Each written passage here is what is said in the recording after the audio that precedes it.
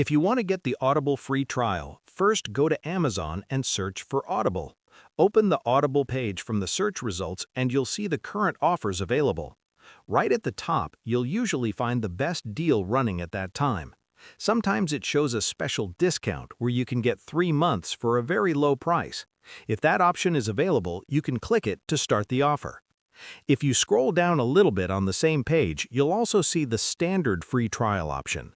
This usually gives you 30 days free, and depending on your account, you might get 1 or 2 free audiobooks during the trial period. To start the trial, you will need a Visa card or another valid payment card. After your 30 days are completed, you can go to your Amazon account settings and remove your payment details if you don't want to continue. Choose the trial option you want, click the Start Free Trial button, and follow the checkout steps. You won't be charged during the trial period, and you can cancel anytime before it ends. That's how to get the Audible free trial. Subscribe for more quick and simple tutorials.